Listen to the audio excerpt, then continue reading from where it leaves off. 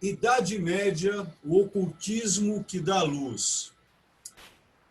É engraçado, né? No século XVIII, os enciclopedistas, eles resolveram, tá, chamar esse período, que nós vamos datá-lo agora, de Idade das Trevas.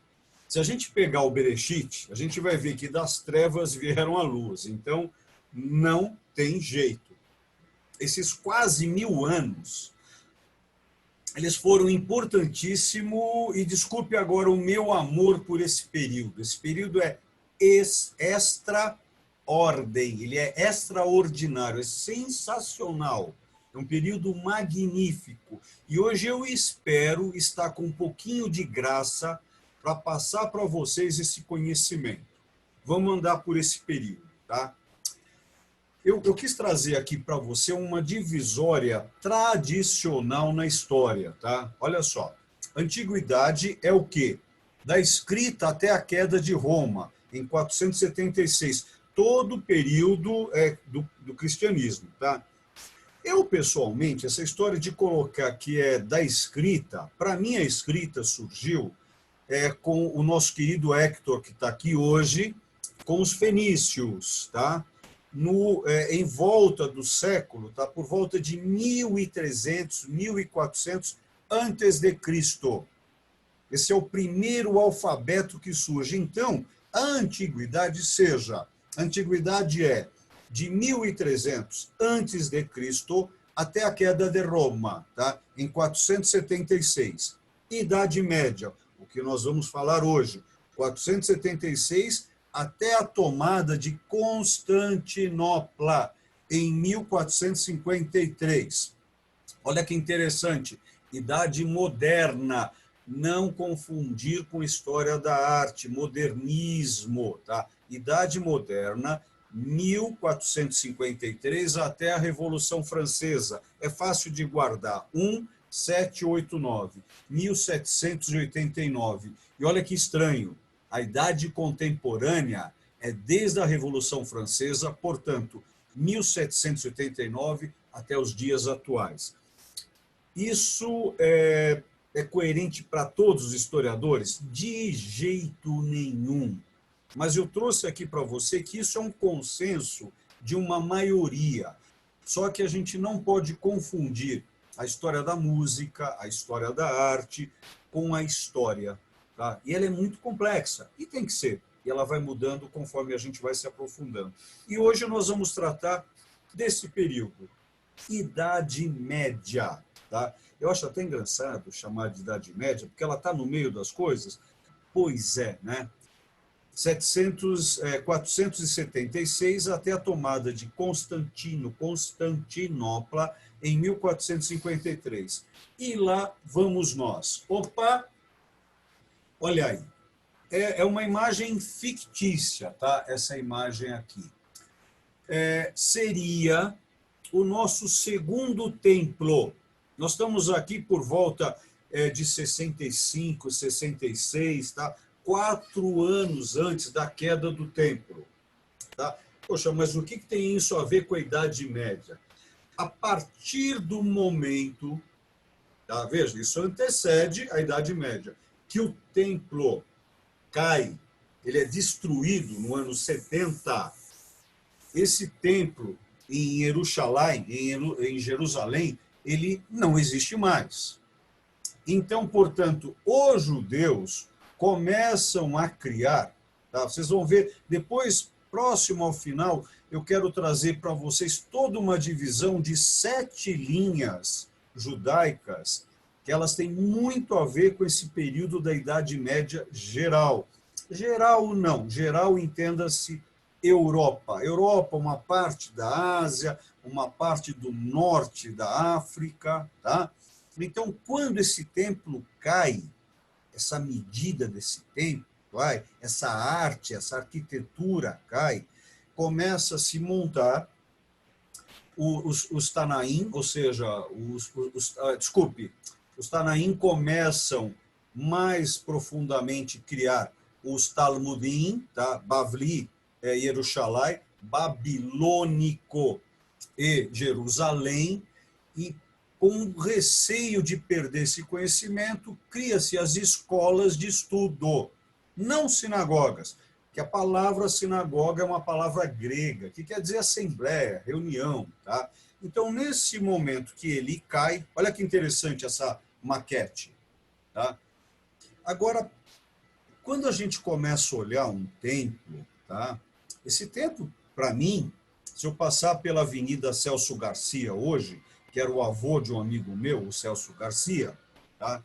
Eu vou ver esse templo. E como a gente sabe desse templo com essas medidas? Por causa das escritas. É óbvio que o fotógrafo, eu vou ser agora preconceituoso, o fotógrafo japonês não estava aí fotografando na época, então nós não temos, tá, a fotografia da época. Tá? Agora, por que o templo tem esse formato?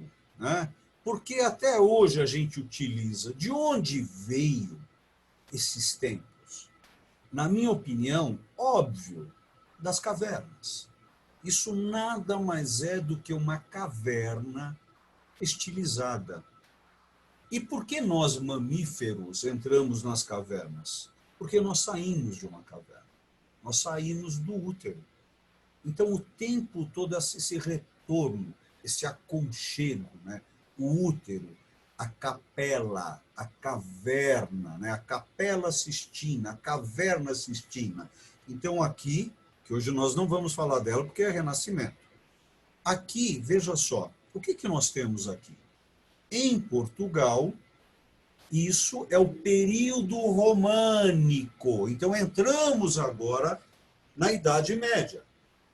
O período românico, Roma, portanto, de onde veio o cálculo para fazer essas igrejas? Tá? Isso não é uma sinagoga, não existia sinagoga.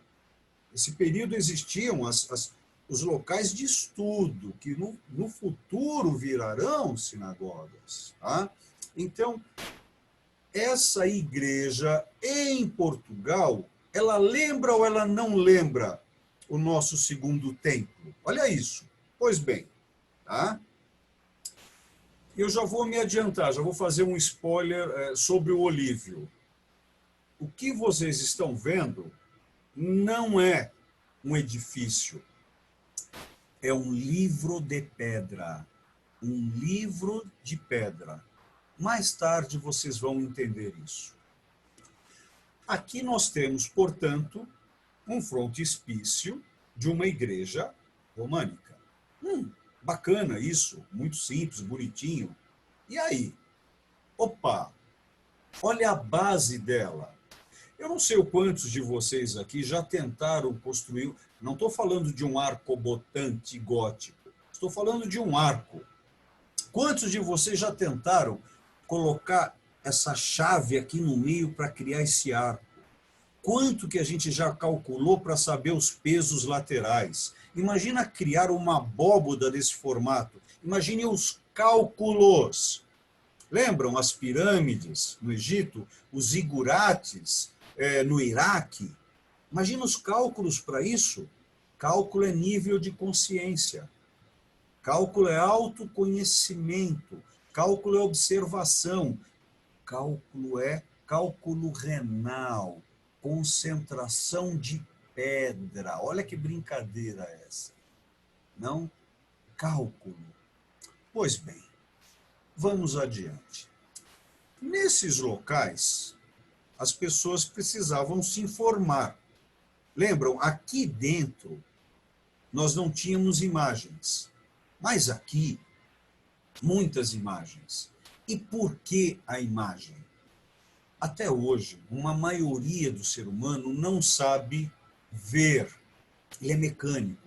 Ele não sabe nem ver, e nem escrever, e nem ler, portanto. Então, se fazia necessário da interpretação desses cálculos, portanto, surgem os retábulos, pinturas em madeira para glorificar as divindades. Aqui nós temos judeus que fizeram isso. Como assim? Sim, cristianismo. É uma ramificação do judaísmo. Tá? Então, existem várias ramificações do judaísmo. e inclusive o cristianismo. Ok, aqui nós temos, percebam esse retábulo, vejam a quantidade de informações que nós temos aqui, tá? Muitas, a gente pode detalhar, e claro que no terceiro, a arte como referência 3, aí sim a gente vai se depositar em um artista, tentar entender o que aquele cara viveu para ele poder criar aquilo. Então, nós estamos nos preparando para isso. E aí, indo adiante, vejam só esse altar. Altar eu acho tão engraçado em português, porque o altar, para mim, quer dizer alto. É o local mais alto dentro de uma igreja. E aqui, o que lembra esse altar? Eu vou voltar aqui. Reparem no segundo templo. O altar cristão. Essas duas colunas. Sim? Vamos mais adiante. E aí, tá? Eu não estou pegando século a século. Tinha um curso que eu era muito chato, eu chamava Sabedoria dos Séculos. Cada aula eu falava sobre um século. Era muito legal, mas era uma loucura para mim, porque eu me perdia na minha mente, sabe? E esse cara aqui, nós estamos pulando, nós estamos exatamente no século IX agora, com Carlos Magno, quando ele foi coroado, precisamente em dezembro, tá, de 800. Esse cara foi muito interessante, muito. Ele estava muito preocupado com a cultura. E aí, ele que realmente cria, dá a base para os universitas, que surgirão daqui a pouco, daqui a 400 anos. Ele traz tudo isso. Agora, veja o que interessante. Essa é a coroa dele. A coroa dele.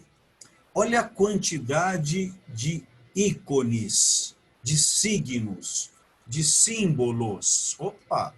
Olha que interessante essa coroa dele. Porque a cruz é simplesmente porque Cristo foi crucificado nela, tem todo um simbolismo por detrás. Sim? Esse é o período em homenagem a Carlos Magno, é o período Carlos Calorígeno. Caramba, deu uma. Então, eu vou ler aqui. Carolins, tá? Império, tá? Ou Magnus, que ele era grande, tá? Ano 800. Aonde? Carolígio. Carolígio, Boris, te amo! Carolígio, desculpe a minha dislexia. Valeu, Boris. Nada. Então, valeu, querido. Então, o que acontece aqui? Nós temos todo um diminutivo iconográfico, tá? Um diminutivo mesmo. E ele estava sendo coroado. O que quer dizer que ele estava sendo coroado? Ele estava se tornando real. Agora vem a pergunta. Ele se autocoroou? Não. Até que uma pessoa, em homenagem a ele, tá? Ai, caramba, em 1803, Napoleão, vocês lembram? Que ele se né, nomeia impérios, imperador, e ele se coroa. E é claro que ele não queria ter a linhagem papal do coroamento. Ele deu a linhagem de Carlos Magno. Ele falou isso. Olha a importância desse homem. E nós estamos falando do século XIX depois. Olha o que ficou guardado em termos de história. Quando ele recebe a coroa de um papa, nesse momento o papa, ou seja, a religião se une com o suposto Estado e o sangue dele se torna real por causa do papa. Tem toda uma mística do coroamento para fazer com que o sangue fique real, realeza, azul. Tem toda uma métrica para isso. Caso vocês queiram, a gente entra nisso depois. Aí, ele recebe a coroa, e esse cara mora onde? Num local casto, tem que ter castidade, num castelo. Castelo, casto, castidade, pureza. Aqui nós temos já os vassalos, nós temos os feudos, nós temos esse período que dará a base para o século XVII, XVI, que nós vamos chamar de absolutismo. Tá? Porém, é nesses feudos, nesses burgos, nesses castelos, que surgem esses sistemas. Tá? E, claro, nós temos os monastérios, mônadas, local dos sozinhos. Magníficos, não? Olha esse monastério, olha esse lugar. Né? Aí, o que acontecia aqui dentro dos castelos e principalmente nos monastérios? Os estudos. Né? Tanto que nós temos livros de orações. De onde vem livros de orações? Vem de ora. De onde vem ora? Vem de or. O que é ora? É boca. Or, orar, orare, oração. Brahá. Né?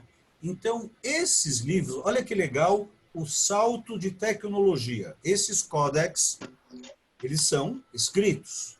Pois bem, bacana você ler, interpretar esses desenhos da escrita. Porém, percebam o salto de tecnologia. Opa, as iluminuras. Tá? O que acontece com as iluminuras? Nesse momento, nós começamos a ter o momento da iluminação.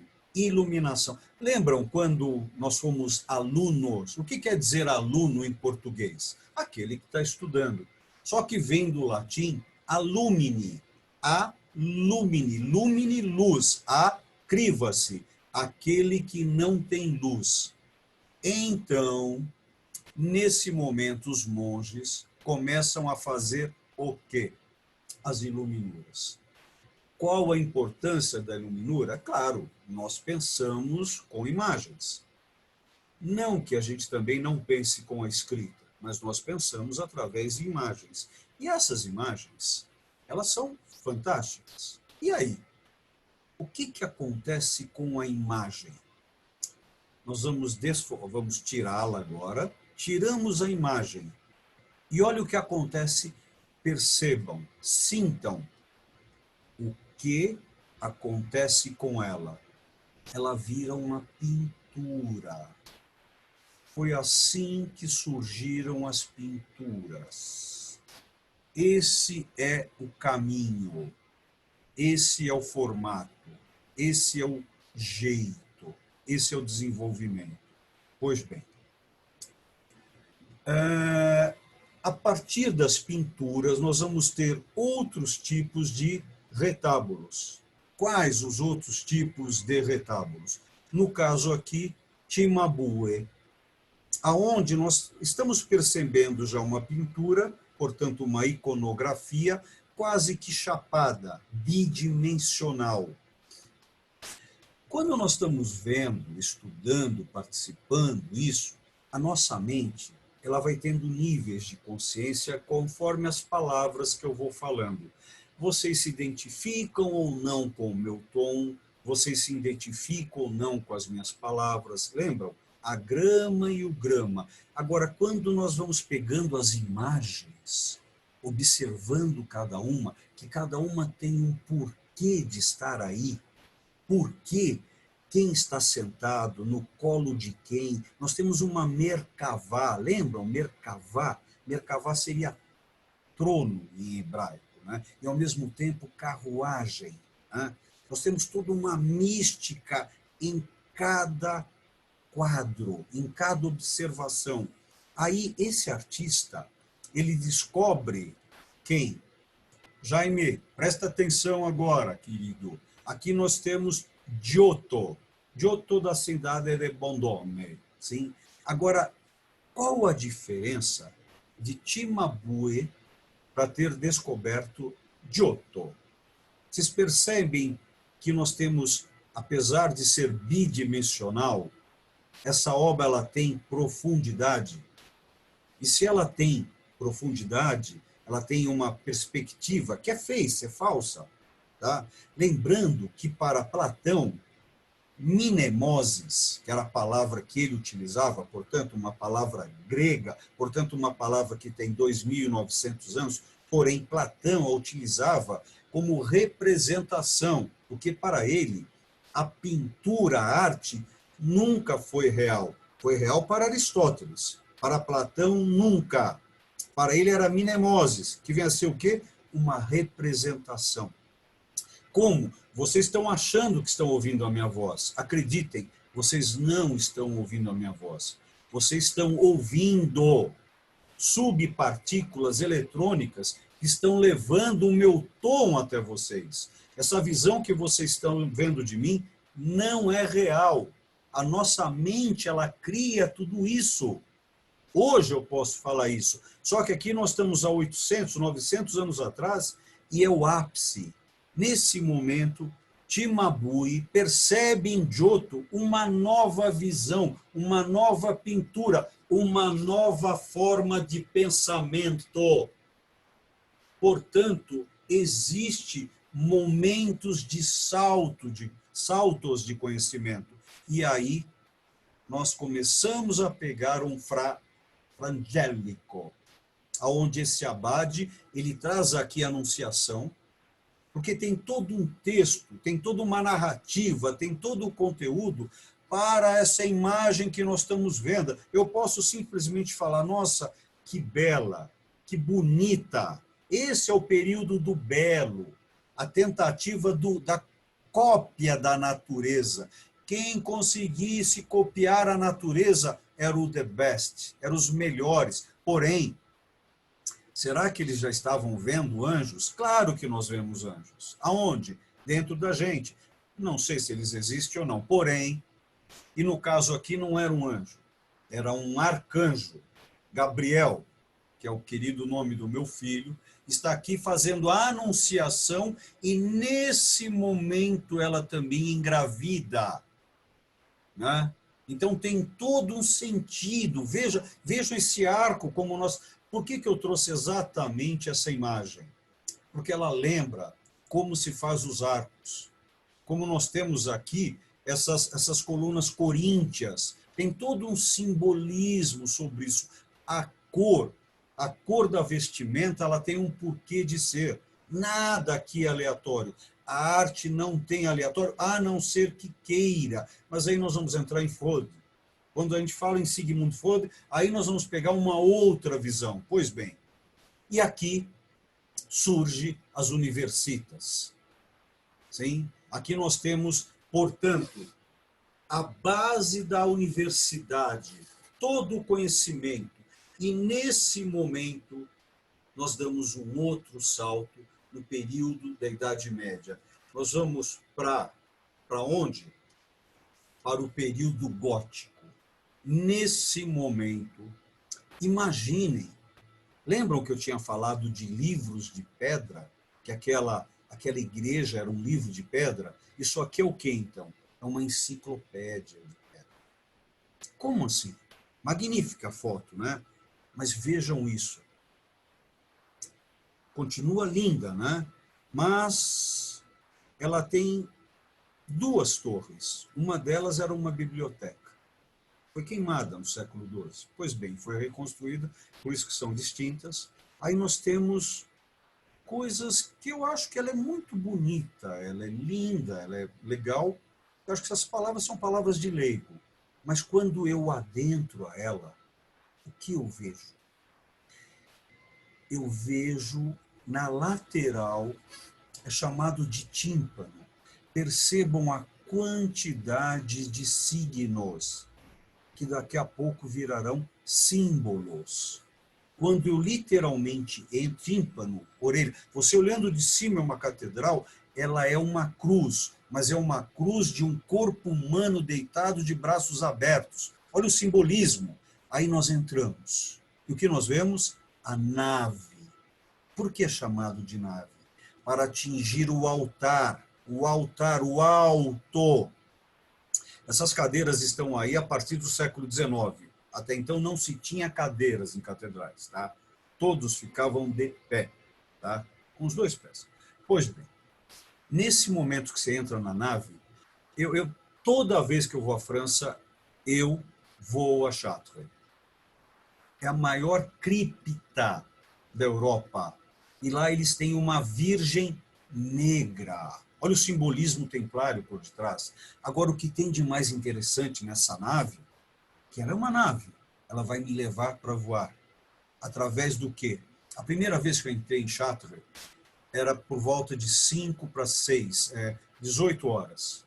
As luzes não estavam acesas, né? E nesse momento os raios penetravam pelos vitrôs, pelos vidros coloridos. Esse português é vitral, né?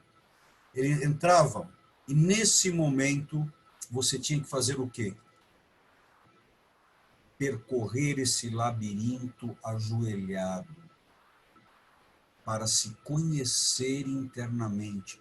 Vejam isso, gente. Vejam essa nave. Vejam o que acontece dentro. Olha para quê? Idade das trevas, idade do conhecimento. Agora vejam isso. Essa rosácea central. Essa rosácea aqui. Essa rosácea. Olha a quantidade de informação. Imaginem os construtores de templo que tinham que ter esses vidros coloridos, esses chumbos encaixantes, o tamanho dessa circunferência, o simbolismo da Virgem Maria.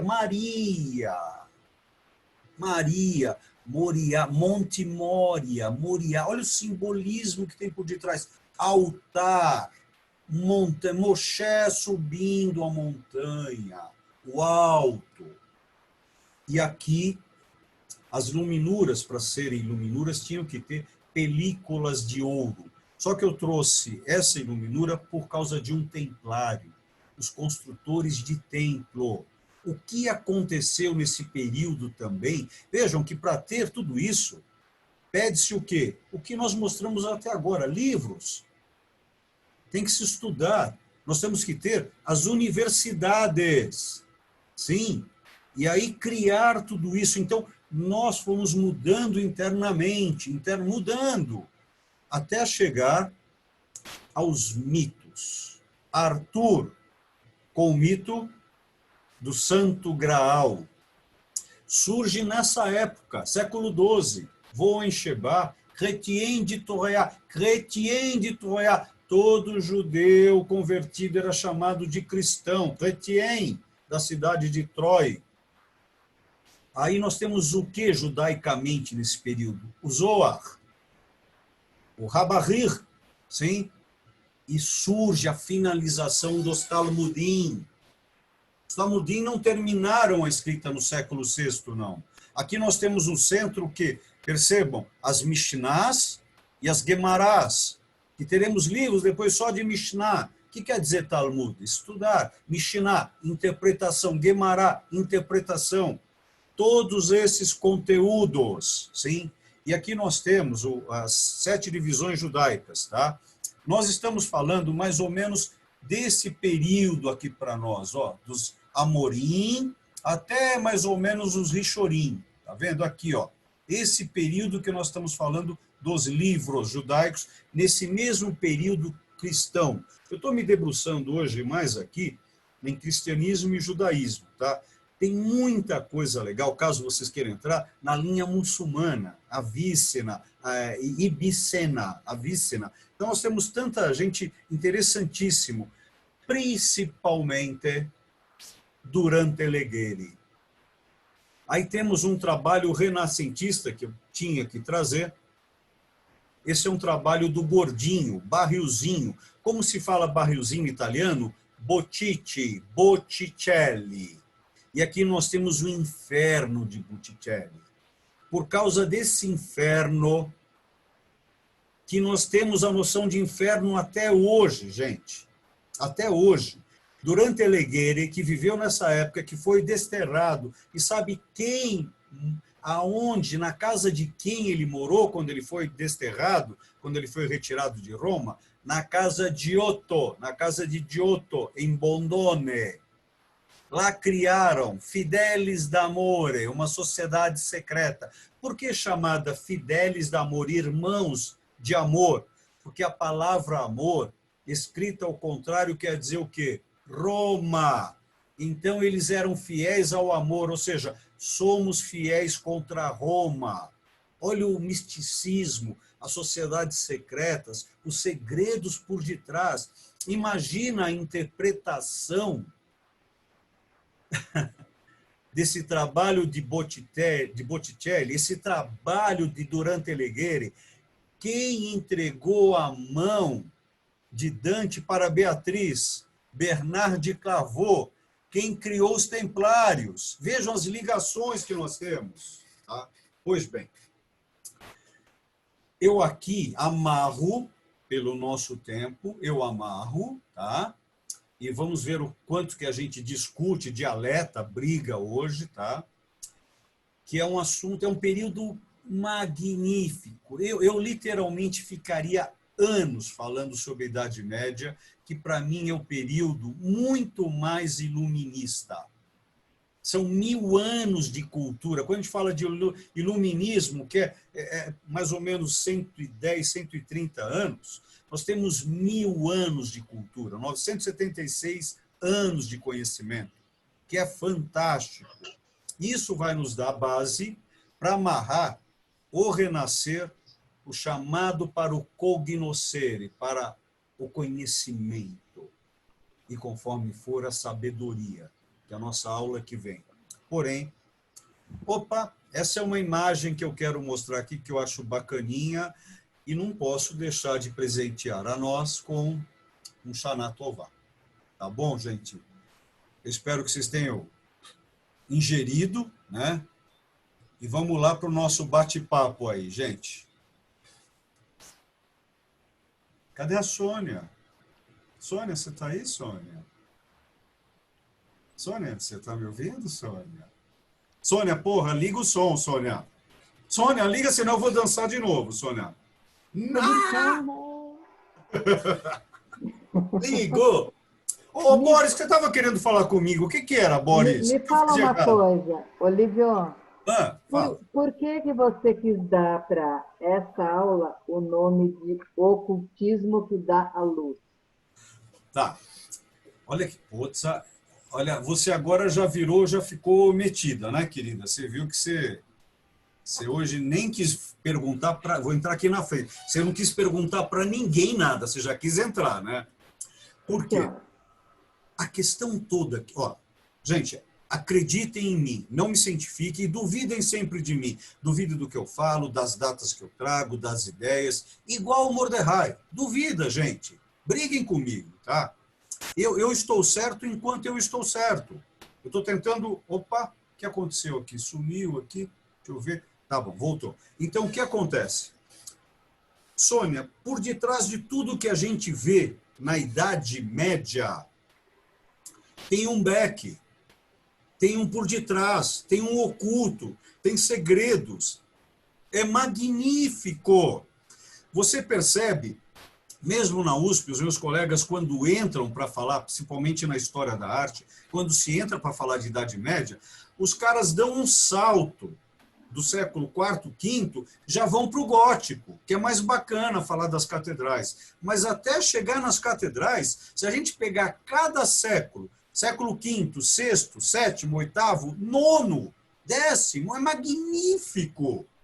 Então você pega São Jerônimo, traduzindo a Vulgata. Foi ali que ele pegou a palavra Elohim. Ele pegou Adonai, ele tinha, né, Hashem, ele tinha Elohim, tá? E ele tinha Adonai. Do Adonai deriva para o di do latim, que ele cria a palavra Deus, em latim e português. Isso é século V. Gente, isso parece nada? É tudo. Então, cada texto, cada livro, quando você pega judeus, O judeu, o cristão e o muçulmano estudando juntos, quer ver? Hoje aqui, quando eu falo que aparece os cavaleiros da Távola Redonda, que são quantos?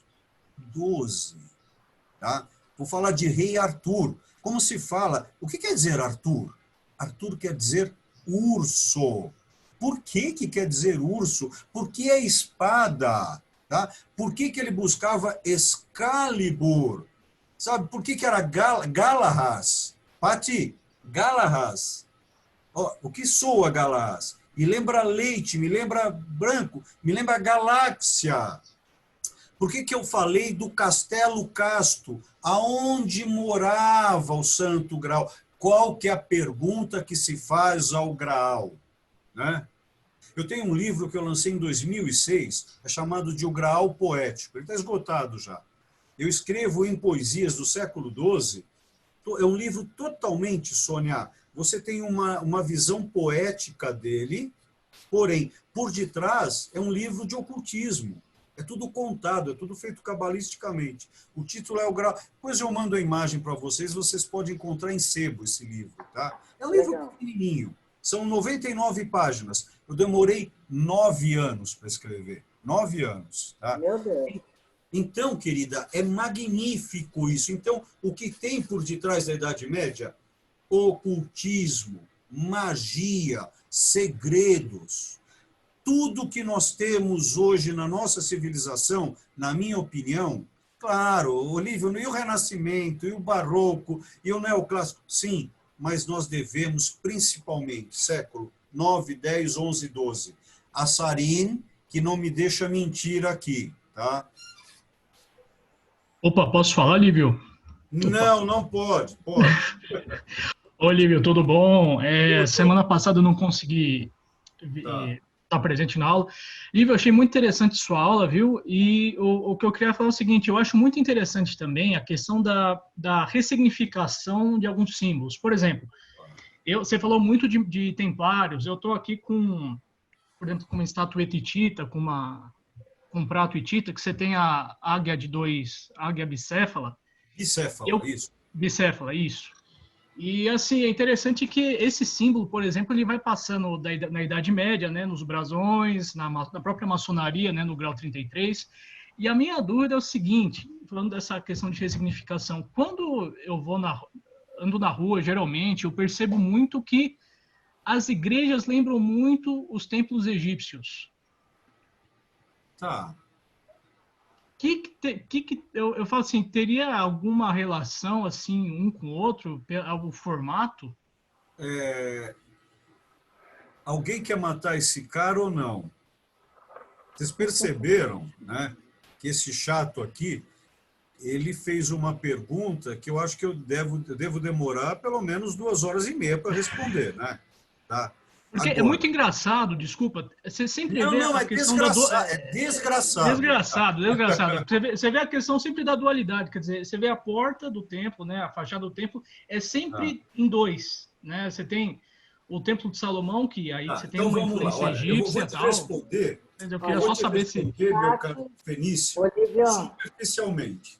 Oi, fala, Sônia. Não, a Paty propôs até 22h17, então tá tranquilo. Olha como ela tá engraçadinha aí, ó. Vai secar o cabelo, vai. E daqui a pouco o Mordecai vai brigar comigo daqui a pouco. Eu tô esperando, Mordecai, mas eu te amo mesmo assim, viu? Tá? Pode responder, desculpa. Olha só. Hector, vamos lá, já você trocou no grau 33 a águia bicéfala. Eu vou falar do grau 18 na maçonaria, que é o grau Rosa Cruz. Uhum. Quando a gente pega o grau Rosa Cruz na maçonaria, que é 18, tá? Opa, 18 é um número interessante para nós aqui. É high, tá? Então, o que nós temos? Rei e Yud, somando dá 18, que é vida em Ivrit, em hebraico, tá bom? Só que o grau 18, que se refere ao Rosa Cruz, não se refere à Rosa Cruz alemã, de 1612 e 1614, chamada das Monitas, que nós vamos falar na aula que vem, tá? Porque ainda é século XVII, período barroco. Desculpe, na aula não que vem, na outra aula, tá? Posso dar uma pincelada. Então, quando a gente começa a desenvolver todo esse assunto, a gente começa a perceber que quando a maçonaria coloca o grau Rosa Cruz, nós vamos para San José, na Califórnia, onde tem a AMORC, Antiga e Mística Ordem Rosa Cruz, criada em 1919 por Lewis, Spencer Lewis. Tá? Esse gordinho, ele cria, tá, essa ordem embasada. Eu não estou viajando, gente, eu não cheirei nada, tá? Vocês já vão entender a costura. Esse cara embasou esse conhecimento do 18º grau na maçonaria, cria uma nova Rosa Cruz embasada no período da 18ª dinastia egípcia de Akhenaton, tá? Ou Akhenaton, ele desbanca Amon, cria o deus Aton. Amon é o deus que é um círculozinho. Amon é o deus círculozinho que tem um ponto dentro, ou seja, o autoconhecimento. Existem comunidade, me ouçam agora. Existem alguns livros que estão achando que Moshe era o próprio Akhenaton. Existem livros tratando sobre isso hoje. Olha que interessante. 18ª dinastia. Nós estamos falando em 1537, século XVI, tá? No Antigo Egito. É bem interessante. Tá? Agora, me permita, existe uma mística egípcia que ela vai sendo transmitida ao templo. Mas o templo básico de Salomão, tá? Salomão, que até hoje eu acho que o que nós chamamos de Shalom não veio antes de Salomão. A palavra que nós utilizamos como paz veio de Salomão, na minha opinião. Foi criada por causa dele, porque foi ele que criou a paz durante o período dele. E daí derivou essa palavra para nós em ivrit, tá? Apesar que no período dele nós não tínhamos a gramática do ivrit, que a gramática nossa ela vem do século VII e VIII, apesar de Moshe misticamente ter pegado o hebraico com as tábuas. Tá? Aí a gente discutiria sobre isso, a questão acadêmica e a questão religiosa. Tá? Então, Hector, existe toda uma bebida ocultista por detrás dos templos. Mas os templos, você pega a base das colunas gregas, elas são egípcias, é óbvio. Se você for para Luxor, se você for para Gizé, ou Gizé, depende aonde você mora, você vai ter todas essas bases arquitetônicas. E quando a gente fala de arquitetônica, a gente está falando de coluna vertebral. Tá? Nós estamos falando de toda uma análise quanto a isso. Então, o templo construído, lembra que quando Davi conversou com Deus e Deus não permitiu que ele construísse o templo, porque ele tinha sangue nas mãos, ele falou, meu filho construirá. Tá? Então, nesse momento, cria-se, dentro da inteligência, né, salomônica, ele traz Irão Abife cria, portanto, esse arquiteto, esse Gadu, né? Lembram? Esse Gadu, ele cria, né, esse grande arquiteto do universo, ele cria algo justo em ambas as colunas, tá?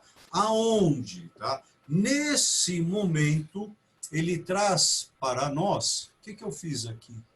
Tá. Peraí, aqui... Só um instantinho. Então, o que acontece? Nesse momento, você começa a trazer um conteúdo novo, mas de tradições antigas. Então, o que eu tentei passar hoje, eu não sei o quanto eu fui, olha a palavra, engraçado.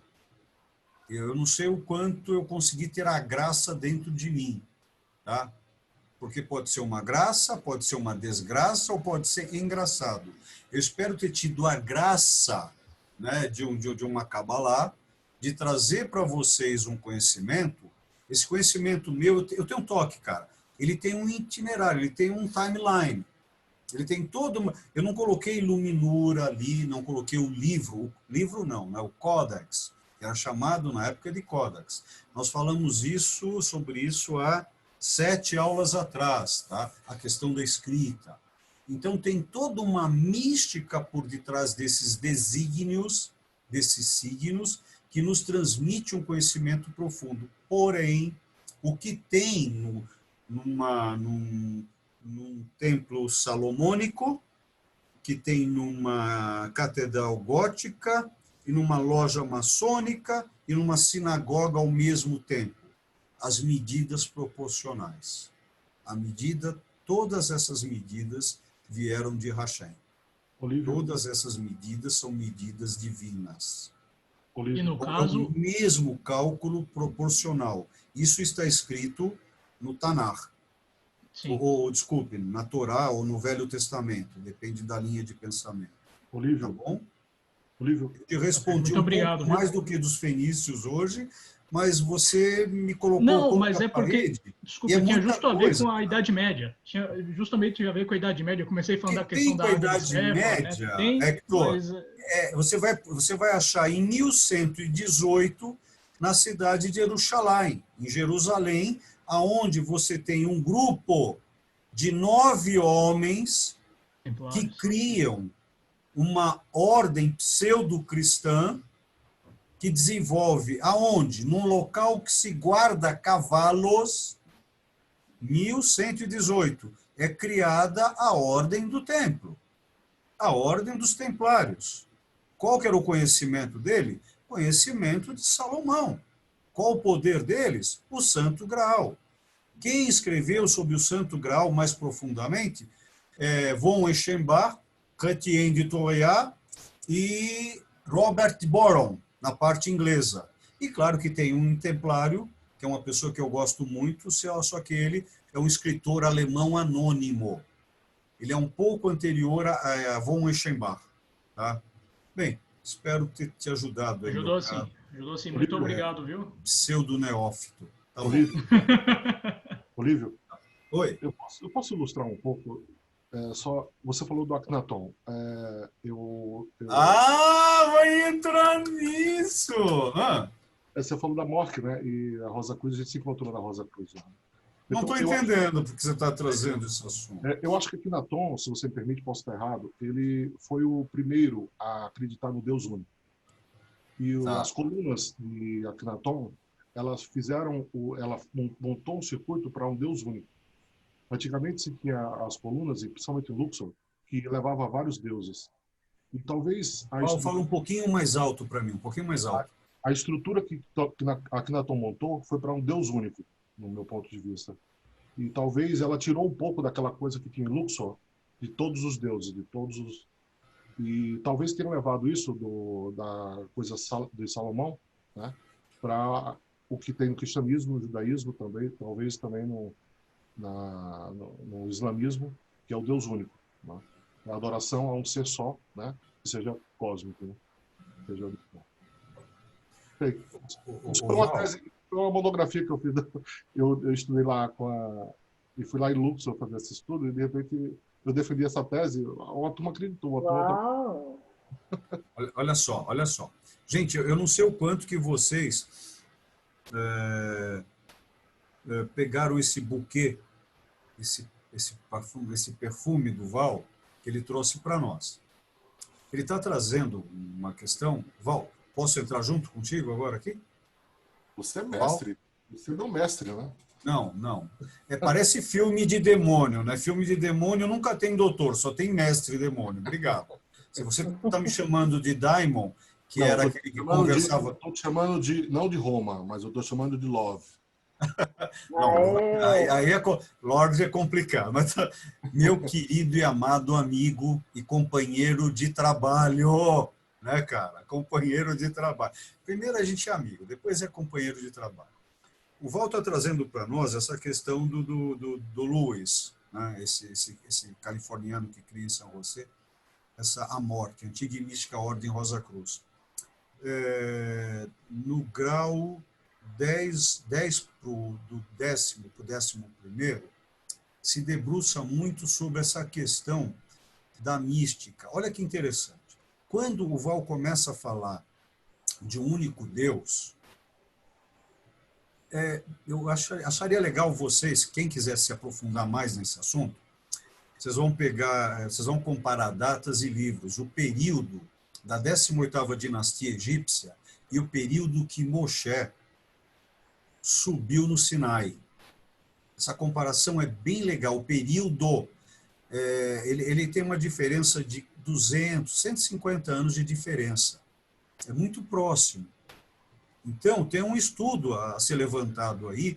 Eu tenho um colega, mas só que ele não é acadêmico, ele está fazendo esse levantamento. Por que eu abaixei o meu tom, que ele não é acadêmico? Porque a defesa dele não vai ser tão aceita pelos aceitos, tá? Isso às vezes é um problema, mas é uma monografia que eu quero ler. Agora, quando o Val chega e traz para nós a única grafia dele, a monografia dele, é algo bastante importante, gente. E o Val, ele se debruçou sobre esse assunto. Então, é algo que eu acho que pede até a gente se aprofundar. O que eu espero que a gente comece a fazer daqui para frente, cada vez mais, é que a gente a meta dessas nossas reuniões é ter um aprofundamento. É como a Sônia. A Sônia hoje, ela não se guardou, a Sônia. Vocês lembram da Sônia nos outros encontros, né, Sônia? Vocês têm alguma pergunta para fazer? Então, quando não tem, ela pega a pergunta. A mente dela cria alguma coisa, mas hoje, a mente dela, vocês ouviram a música dela, já veio direto. Então, é isso que tem que acontecer com a gente aqui. A gente tem que entrar numa orquestra e trocar. Então, quando o Val traz um som desse, um perfume desse, ele está trazendo uma comparação importantíssima. Quando ele nos provoca dizendo que é o primeiro monoteísta. E aí é a pensar. Tá? Aí nós temos que fazer Miceia Eliade, fazer um estudo, né, de religiões comparadas, para tentar entender, né?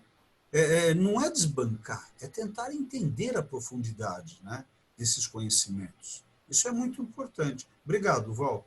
Obrigado. Olívio. Quem é que está aí agora? Oi, aqui é o Hector. Não, mesmo porque o que o Val falou, eu acho até concordo com ele, mesmo porque o que eu, por exemplo, o que eu acredito, por exemplo, é que talvez na época de Abraão se tinha a ideia de um Deus superior, mas ainda se acreditava em outros deuses, né, ao mesmo tempo, né? Você tem, por exemplo, no Egito aquele Chassu de... Hector, é que você tocou numa pessoa agora que não. Nós estamos falando, pela datação, ele é anterior a Akenaton. Nós estamos falando de um personagem. Quando ele se tornou Abraão deixou de ser Abraão, virou Avraham. Isso deve ter sido por volta de 1800 a.C. Mas no caso, desculpa, José não entrou na época dos Ixos? Porque aí José... Não. Aí nós vamos... Olha só. Desculpa, é que eu tô... É que a gente precisa se embasar no que a gente está falando. Senão a gente vai viajar na história e a gente se perde num bate-papo gostoso. Mas aqui, eu estou tentando juntar a academia, tá, com o mundo religioso, místico e aceito. Entendi. Místico e aceito. Então, portanto, quando você fala de Abraão, ele, naquele momento, Hector, ele cria o monoteísmo e é anterior a Moshe e é anterior à 18ª dinastia egípcia. Anterior, sim. Você veja, o que acontece na 19ª dinastia? Quebra-se todo o conteúdo e Tuti-Anka-Amon, filho de Amenófis IV, com a bela que caminha, Nefertiti, criam Tuti-Anka-Amon. Tuti-Anka-Amon volta ao Deus múltiplo. E o nome dele é... Veja que a palavra galeria em arte, ela é utilizada pela primeira vez em Amarna, que é a cidade criada por Amenófis IV. Olha isso, cara, a palavra galeria. Claro que aí nós estamos traduzindo do copta, Aí nós temos... como? É que aqui eu tô sendo simplista e preciso ser simplista, senão vocês vão me matar, tá? Quando eu falo mimesis, que é uma palavra grega, essa palavra grega, se ela é grega, ela surgiu, portanto, 2.800 a.C. Mas se Platão utilizou essa palavra, eu me pergunto, qual foi o cara que inventou essa palavra? Para mim, você precisa saber. Por exemplo, quem inventou a palavra Deus em português? Foi quem escreveu a Vulgata. Você precisa saber quem inventou o nome e achar isso mesmo na história, pegando os linguistas, isso é muito difícil. Eu estou me metendo aqui numa linha que não é meu doutorado, cara, né? A linha linguística é complexa, nem meu mestrado, tá? Então, eu tenho a minha vizinha de frente do meu prédio, ela é uma querida amiga, ela sim, ela estudou, ela tem a base toda, ela é amiga do... Ai, caramba, esqueci. Carol, me ajuda aqui. Ai, esqueci É que, agora. na verdade, eu tinha feito uma confusão, como você falou, eu entendi que Akhenaton era posterior à 18ª dinastia, mas você falou que era anterior, acho que eu fiz uma confusão na hora que... Não, então, Akhenaton? quando você... É anterior, mas eu entendi que era posterior, acho que eu fiz uma confusão. Gente, Amenófis IV, filho de Amenófis III, tá? Akhenaton, ele mudou o nome dele, Akhenaton Sim. é da 18ª dinastia. Sim, Tá? sim. Agora, quando que é a 18ª dinastia? Dê uma olhada aí que eu posso estar equivocado, mas pelo que eu lembro, é do século XVI, é 1500 e alguma coisa antes de 1500, Cristo. 1400. Carol, dá uma olhada aí. Akhenaton, qual que é a época dele? Isso é importante. Gente, a gente tem que discutir isso, que eu me engano. Eu me engano. Eu não tenho nenhum problema. E lembrando que errar é em hebraico. É errar. A gente está sempre trocando. Quando que é, Carol? 1352 a.C. Não, Akhenaton. 1300, 1390. 1336. Não ouvi, Carol. Morreu em... Carol, a Carol vai falar. Agora você desligou o som, Carol. 1336. Isso, o que o Val falou. Então é século XIV. Tá? Século XIV. Se é século XIV, ele não é... Olha, século XIV. Quem, nesse período, século XIV, nós estamos descendo, século XIV, século XIII, século XII. Bate mais ou menos com Moshe. Sim, tá? sim. É isso mesmo. Porém, se nós entrarmos em Abraão, é 500 anos lá para cima. Ele é anterior. Então, é muito importante... Justamente, eu entendi que ele era posterior. Isso que acho que eu fiz uma Nós temos confusão que na ter hora a de linha... ouvir. Não, por isso que quando a gente conversa, a gente tem que ter a linha do tempo. E a minha mente, ela é muito chata. Eu tenho toque, né? Mas eu Decora a me engano. data. Não, mas eu me engano também. Borderhai, acho que está chegando perto da tela, ele quer perguntar alguma coisa. Manda, cara. Liga o som, Borderhai. Minha leitura labial é fraca. Não sei se está bem o som, porque eu estou com problema. Dá para ouvir bem? Fala, eu não entendi o que você falou. Não, só para perguntar se estava ouvindo bem, porque eu estou com um problema com a minha câmera. Mas olha só, vou falar baixo. Achei bacana. Hoje, essa atividade de hoje foi muito bacana, muito legal, uma reflexão fantástica para a gente. Eu vi aqui uma pergunta, a pergunta do Hector Levi em relação às igrejas, e aqui, não o mérito meu, mas eu estou com o celular e aí dá para pesquisar rapidinho, e cheguei a uma coisa. Olha o que você fez, Olívio, isso dá motivo para a gente pesquisar e a gente estudar bastante com essa atividade de hoje. Muito fantástico, né? Didática, mas olha só, a pergunta. Então, de 300 a 700 anos, é que o cristianismo era a religião no Egito. Era a religião dominante. Não, ela era também. Não esqueça do também, Borderhai. Então, era também. E só em 700, depois de Cristo, é que ela se torna muçulmana, com os árabes invadindo. Não, eu queria associar com o que ele falou das igrejas tendo coisa parecida. Será que tem alguma relação? Que eles eram, a gente fica pensando no Egito, mas eles eram antes, eles já tinham também uma relação com o cristianismo, então, né? Fica uma ideia. Pera. Só para colocar. Quem tinha relação com o cristianismo, Mordecai? Eu estou dizendo os que moravam, os antigos egípcios, sei lá, não eram egípcios. Será que chega nessa época? Não, olha só. O 700 cristianismo, anos depois de Cristo. o cristianismo bebeu de fontes egípcias. Tá? Sim, é isso que você está falando? Isso, é. Isso, é isso, tá certo. Isso. O cristianismo bebeu das fontes egípcias na época. Isso. Ou, agora, você sabe o que você está falando também, seu judeu? Que nós também bebemos de fontes egípcias. Nós também bebemos. Sim, é o que é. Nós também. Agora, quando... Eu acho que você lembra, não sei se você estava nessa aula, quando eu falei das brahot, que foram criadas na Babilônia, no período, quando nós estávamos presos lá. Vocês querem ver uma coisa interessante? Carolina, liga o som.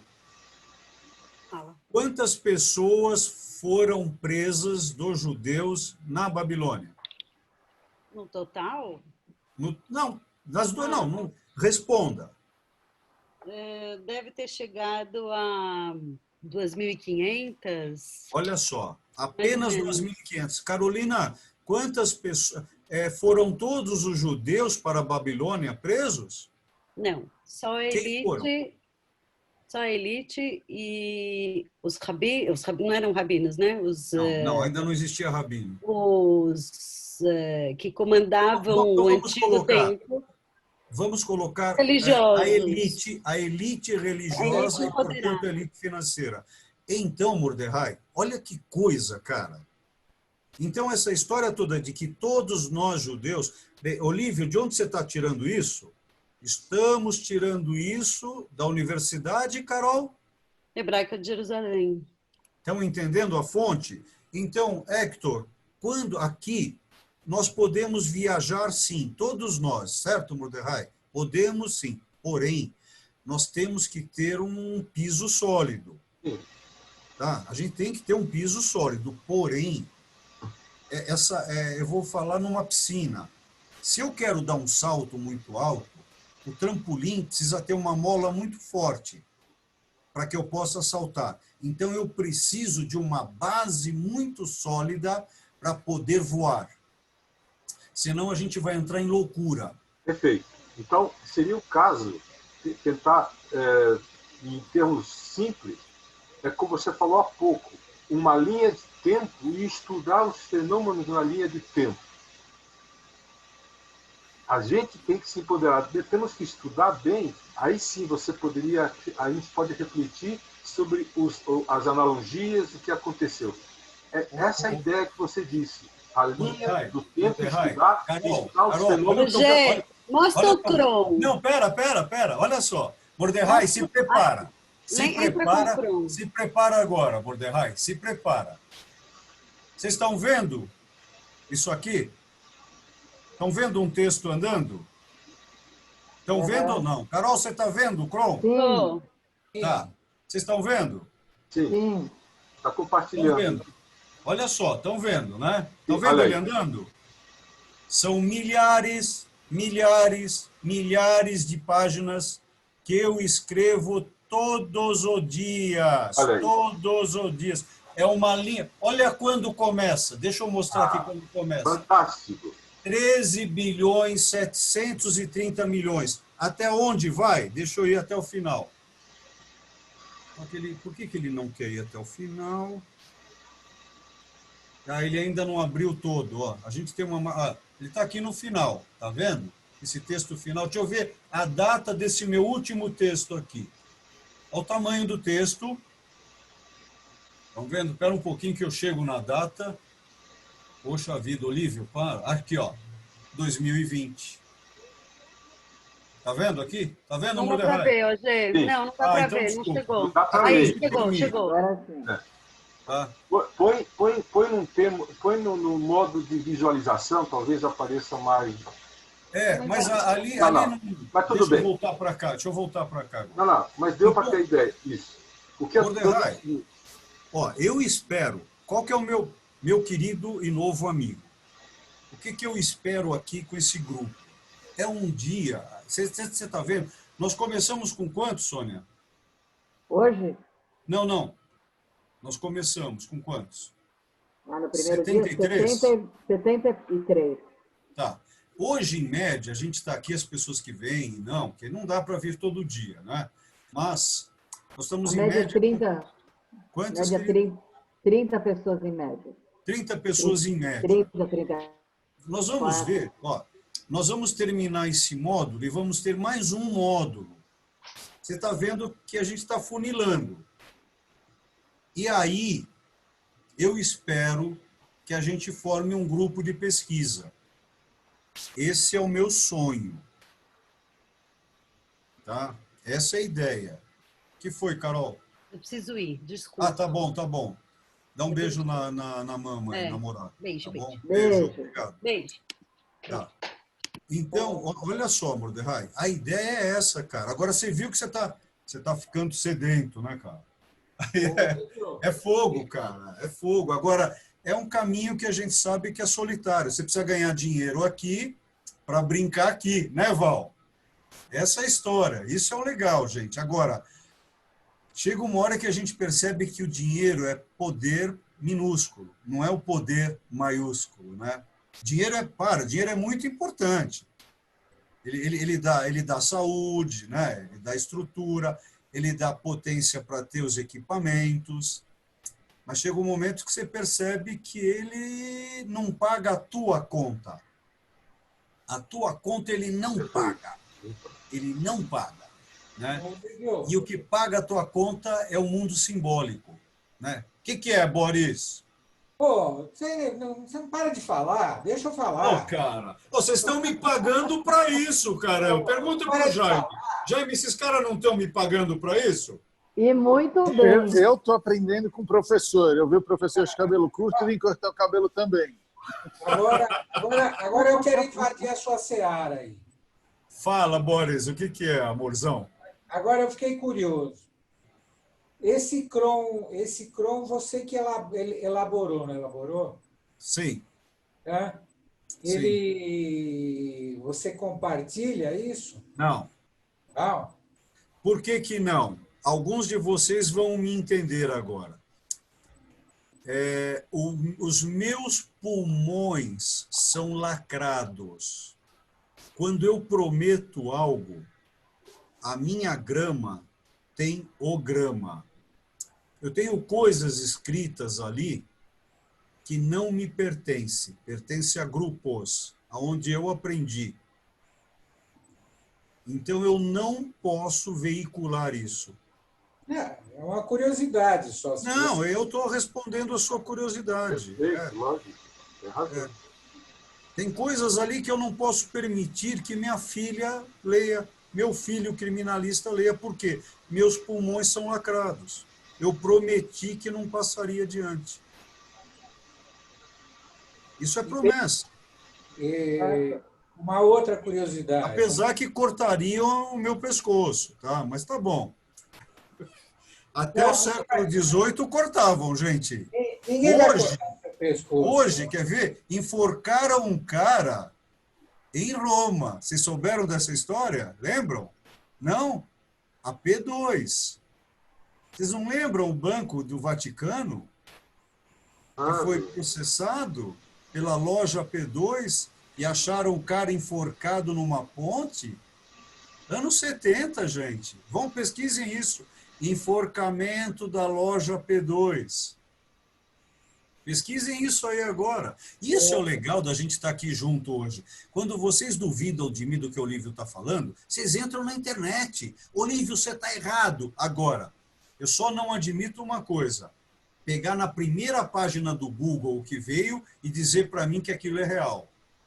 Precisa ter fonte fidedigna. Se não tiver fonte fidedigna, não adianta.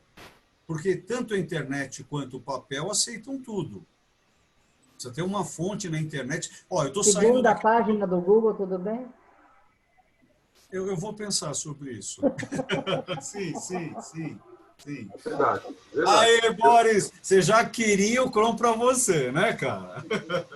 Não queria o Chrome para mim, mas eu acho É legal. interessante. É muito louco, gente. Eu acho interessante, eu não preciso me Boris, apoderar dele. Boris, o teu amigo aqui que vos fala, ele tem toque, cara. Mas Então o que você que é isso? imagina, né? O que que é isso? Ele tem toque? Eu tenho manias e a minha mania é cultura, cara. Então, quando você cria um equipamento desse, um Chrome, um aparelho desse, cara, então eu bato e pronto ali. Cara, hoje eu estava estudando de manhã Há quanto tempo você faz esse registro? há 27 anos. É uma boa fonte, né? É, É ela é uma legal. boa fonte de moer o seu cérebro, né? Entendeu o toque? Mas é isso. Ô, Hector, para de rir aí, vai. E aí, gente, perguntas, vai, para a gente trocar da aula de hoje. Cláudia está muito quieta, a Paty está quietinha. A Vamos Paty está lá. quieta. O que Ó, foi? quer saber o que eu ganhei da aula de hoje? Não, quero. Não quer saber? Não conto. Quero saber. Conta, seu chato. Já sei, você vai me dar uma ralá de presente aí, se você contar. Pode ser? Vai, fala. Você quer uma ralá? Ah, tua eu quero. Tá bom. Tua eu quero. Mas você sabe, mas já que a gente está falando de sabedoria, Tá. você sabe o que é uma ralá? Não sei. Me fala o que é.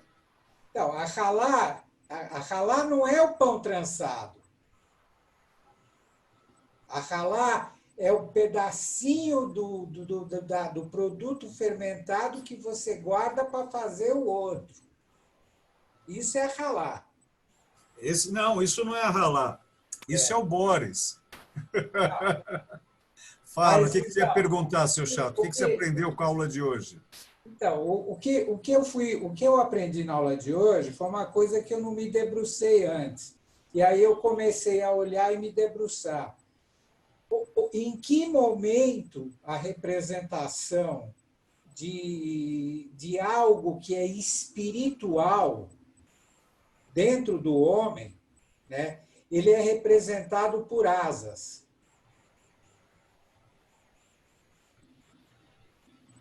Você está perguntando isso, cara? Eu não estou perguntando, eu estou contando para você o que a aula de hoje me fez pensar. Agora Então, quer ver? Mordecai, presta atenção. Eu não sei se o Hector entra nessa história, mas olha só, Boris, o que você fez agora. Existe a escrita enoquiana. Lembram de Enoque? O livro de Enoque, eu tenho ele aqui. Isso. No livro de Enoque, ele trata da Merkavá. Não estou falando do tanque israelense de hoje, tá? Não. Que o nome do tanque israelense de hoje é Merkavá. Por que a Mossad colocou o nome de Merkavá no tanque? Olha só. A Mossad fez isso, tá? Estou lembrando do meu tempo de exército, é bem legal. Agora, quando a gente lê Enoque, tá? Eu acho legal, aí a gente tem que sair do judaísmo e pegar um cara chamado John Dee. John Dee é um místico, tá? Do barroco inglês, aonde ele falava com anjos. Ele conseguiu ter a leitura do livro de Enoque. E ali você trata sobre o trono e a carruagem de fogo. Aí você vai ter que tratar dos anjos e dos arcanjos. Você vai ter que tratar de toda essa hierarquia. Quem não acredita no que eu estou falando, eu vou para o lado da psicanálise ou psicologia. Níveis de consciência. Quando a besta do Apocalipse do século passado, que criou a Golden Dawn, Aleister Crowley, tá? Eduardo Alexander, ele cria toda uma mística, né? Estou falando de um inglês do princípio do século XIX, tá? Ele cria essas sociedades secretas junto com Matthäus Martyrs, aonde ele desenvolve a Golden Dawn e a Astrum Argentium, onde eles tratam a busca do anjo guardião. Eles acreditavam no anjo guardião. O que é o anjo guardião, para quem não acredita no mundo angelical? São níveis de consciência. É simples assim. Não é uma questão mística, é uma questão mental cerebral. Depende do lado que você está, você interpreta a palavra como você quer. Esse é o complexo. É lindo isso, é lindo. Boris, onde você foi, Boris? Eu fui pegar o livro de Enoque. Ai, cara, é muito legal. É muito. Agora, Mordecai, para montar um grupo desse, cara, a gente precisa dividir os idiomas. Porque não é furada escrever no traduzido. A gente precisa conhecer o cara que traduziu, então. Para montar um grupo fidedigno, eu tenho 2 grupos de pesquisa, cara. Vou falar a verdade, 3. Esse terceiro vocês esquecem. Esse aqui, ó. Olha aí, ó. Esse é um colega que editou, tá? Esse aí é dos anos 60. Esse é dos anos 60. E ele é interessante, eu tenho essa coleção, ela é boa, mas era boa para a época. Agora, o ideal é você ler Enoque em aramaico. Não, mas acreditem, Boris, meu querido amigo, nós temos loucos para isso, nós temos. Eu tenho um amigo, só que a gente tem que ir atrás dos nossos ortodoxos, que querem estudar isso, e estão estudando isso. Qual é a particularidade de Enoque na Bíblia? Né?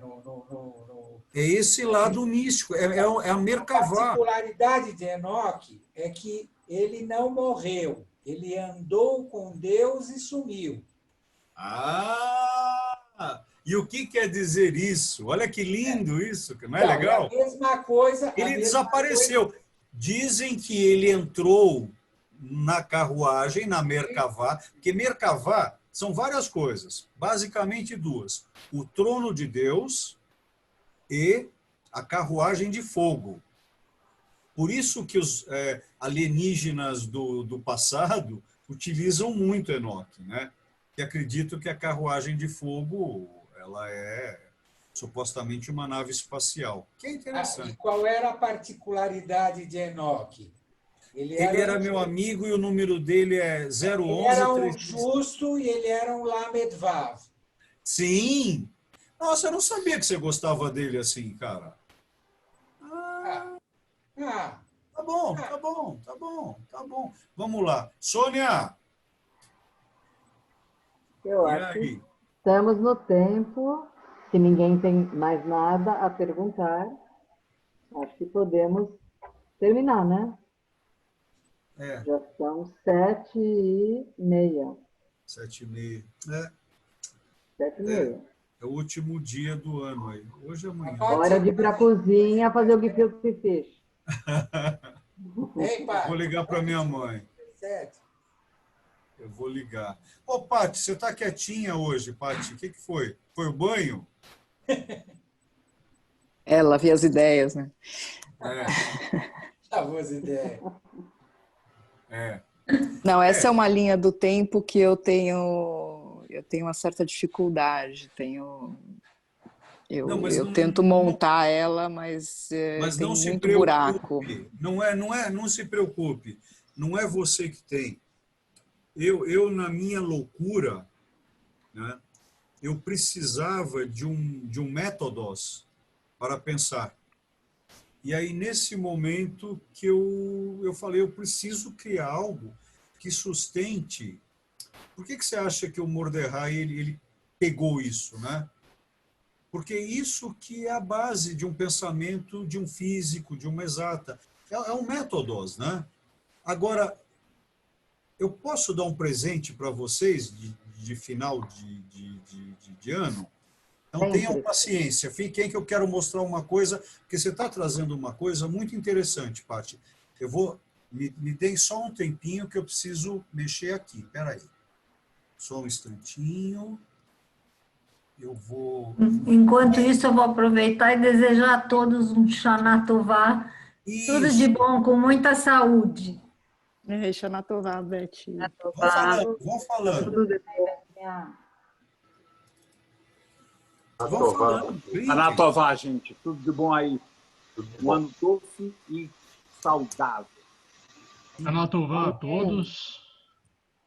Para Muita todos nós. alegria, muita saúde. Liguei. Coisas boas só. Anatová. Amém. Encontros, estamos precisando, né? Paz. Vamos falando que eu ainda não achei. Caramba. Engraçado. Ah, tá no inglês. Eu estou procurando em português. Não adianta. Imagina quantos arquivos você deve ter para procurar, socorro. O quê? Espera aí, que eu estou aqui agora. Cadê? Ah, só falta... Opa! Não achei ainda. Espera aí, estou chegando lá. Essa sua lista Cronos me lembrou muito um livro que eu li. Qual? Que é acho que chama Evolução, do Richard Dawkins. Ah, é muito legal. Eu adoro esse tipo de informação. Mas dá Legal, vontade de fazer a linha e desenhar os bichos e fazer as relações todas e dá muito trabalho. Mas depois que você termina, como é que você fica? Né? Aí você publica, não sei, né? Mas o problema é terminar. Ai, cara, pior que eu não vou conseguir. Deixa eu ver se eu já sei o que eu vou fazer. Não, o problema é começar. Hã? O problema é começar. Sempre o problema é começar, né? Mas a gente... já achei um jeito de... Ai, que legal. Estou conseguindo, gente. Espera aí. Deixa eu O problema tem um nome feio. É a preguiça. Qual que é o problema? O problema é a solução. É a preguiça. Não pode. Não, são cara. outras tarefas, né? Não dá pra gente... A gente não vive num ócio absoluto para fazer o que quer. Vocês estão entendendo o que está acontecendo com a gente nesse grupo? Vocês entendem? Não? Que o tempo é pouco. Vocês já se perguntaram por que vocês estão aqui, né? Deixa eu entrar aqui agora. Pronto, ó. Espera aí. Vou mostrar um presente. Estou curiosa. O que você quer mostrar? Eu estou de paraquedas aqui. Vocês estão vendo isso? Vocês estão vendo? Estão vendo assim? Ninguém está aqui de paraquedas. Ainda não. Ainda não. Não. Tá rodando aqui. Tá. Agora. Apareceu? Sim. É a O capa discurso do método. Isso, olha só. De Cudela Método, tá vendo? Olha. Só que o título original, esse aqui foi o livro escrito por René Descartes. Ele é conhecido por ser cartesiano, lembram? Quando uma pessoa é cartesiana, ela é o quê? Quadrada. Isso. Tá? Ele é quadrado, não acredita em Deus, tem toda uma linha materialista, não é isso? Tá? Só que o nome original... Ele é o quê? Racional. Obrigado. Ele é um racionalista. Olha que interessante. Racionalista. É que, infelizmente, eu fiz isso rápido, eu não tenho aqui para mostrar com qualidade. Agora, olha o título, olha o subtítulo. A dioprétique de la méthode de la géométrie. Ó, a dióptrica, a visão do céu, meteoros. Aqui na época é céu. Olha aqui, Moderai. A visão do céu através da geometria. Ok? Esse é o título original. Não é somente o discurso do método. Agora, vocês estão vendo essa imagenzinha? Vocês vão ter que acreditar em mim. Aqui nós temos um homem com uma pá enfiando a pá na terra. Vocês estão vendo onde está o meu mouse? Sim. Aqui tem um sol. Sabe o que está escrito nesse sol? Não dá para ver. Ó, acredita em mim, está escrito. Aliás, eu vou soletrar. Yud, Rei, Vav, Rei. está escrito o nome de Deus. Como que René Descartes, Renato Cartesius, cartesiano, colocou na capa do seu livro o nome de Deus. É que o termo geômetra é anterior a ele. Olha isso, gente. Estão entendendo a loucura da história? Só que isso, Mordecai, no nosso tempo de física, cara, acho que a gente bate no período de estudo. Nunca me mostraram isso na capa do livro. Eu nunca soube que, claro, quando você fala período cartesiano, eu nem sabia que cartesiano se referia a René Descartes. Porque precisa pegar René Descartes, transferir do francês para o latim, Renatus Cartesius, aí você vai saber que é cartesiano. E que na capa do livro dele está escrito o Tetragrammaton Divino. Então, cara, isso é o lindo de um grupo de pesquisa. É que os tradutores, ao longo do tempo, foram nos traindo. Claro, daí que vem do italiano. Não, é que não podia traduzir. Opa, pera, o que foi, Paty? O que foi? E não podia traduzir. Opa, estão entendendo? Você sabe aonde ele editou esse livro, gente? Você sabe aonde? Ele editou esse livro em Amsterdã, tá? No século XVII, ao lado de quem? Do Bento. Lembram do Bento? Do Baruch Spinoza. Do Baruch Spinoza, tá? E por que ele foi para a Holanda? Porque, pelo que a Paty falou, ele foi num outro país onde judeu tinha liberdade, tá, de colocar isso, e ele, não que ele fosse judeu, ele não era judeu, tá, mas ele foi para um outro país para usar um idioma que ele quis, que foi o latim, não o francês, e aí depois ele traduziu na língua mãe dele. Agora, não foi, em 1637, o livro não foi lançado na França. Você sabe quem era a efígie da nota de 1000 florins antes do euro? Quem? Baruch Spinoza. Olha, tudo isso soma, né? Só uma observação. É cultura. Só uma observação. Eu vi que nesse símbolo tem o homem como a pá, e eu creio que na maçonaria também se usa esse símbolo, não é?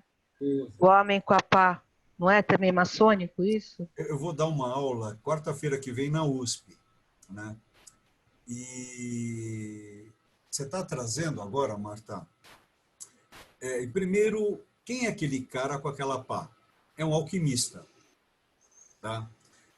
Eu queria que vocês anotassem um nome aí, tá? Anotem esse nome. Vitriol. Vitriol. Pesquisem esse nome. Tá? Então, Marta, sim, ele tá ali. Veja, tem todo... A gente fica 1 hora só para analisar aquele homem. O que tem em volta dele? Tem um Ouroboros, só que em termos de galhos. Mas é uma serpente mordendo a própria cauda, que é o que a gente chama de signo de infinito, que não é infinito. Aquilo é um lemniscato, é um zero em movimento. E um zero em movimento, observado no bidimensional, é um 8 deitado, que não é 8 deitado. É um círculo em movimento. Está no bidimensional, parece um 8. Não é. É um círculo. Por que é o círculo? Que é algo sem começo, sem fim. Você não sabe onde ele começou, que é a serpente, a sabedoria mordendo a própria cauda. E para nós judeus, não é Rochma, é Da'at. Rochma é outra coisa. Rochma está do lado de Binar. Sem Binar, sem compreensão, não adianta ter sabedoria. Não adianta. Por isso que você vai ser coroado, por isso que você vai ter Keter. Você só pode ter a coroa se você tiver sabedoria através da compreensão. Essa é a chave de Enoque. Agora, o que está no abismo entre diferente, entre beleza... Beleza, de onde vem a palavra beleza em português? Beleza em português veio de belo do latim, que veio de belo do grego, que quer dizer bélico. O que é beleza? É o que ultrapassa o tempo. O que nos mata? O tempo. A beleza é bélica. É que ultrapassa o tempo. Simples assim. Não nos ensina a ouvir. Nos ensina a falar um monte de bobagem, mas ouvir não. Esse é o problema, né? Eu espero ter passado isso para os meus filhos. Mas do jeito que eles brigam comigo, né? Estou numa reunião, estava almoçando há uns anos atrás, antes da minha filha ir morar na Itália. Aí, essa época, eu já representava a Universidade de Haifa, né? Estava a Carol, minha filha e eu. Aí eu fui no toalete, a minha filha falando com a Carol, como você aguenta meu pai? Ele é tão chato, sabe? Eu sou mesmo, né? Eu sou assim, claro que sou. Normal, né? Normal de filho. É assim, é. Bom, depois ela arruma alguém igual, né? Cara, uma época eu estava buscando uma princesa para ser minha companheira. Eu estava buscando a princesa. Só que eu tinha esquecido que eu era sapo. Então não deu. Ai, meu Deus. Não deu para achar a princesa. Jorge, você ri, né, cara? Você ri, né, sem vergonha? Eu acho que ele quer elogios agora, eu né? buscando a princesa, esqueci que eu era sapo. Aí não dá. Longe disso, Olívio, longe disso. Bem longe. Ah, eu sei, cara. Eu sei. Tchau, gente. Tchau, gente. Tchau, beijo. Pessoal, até mais.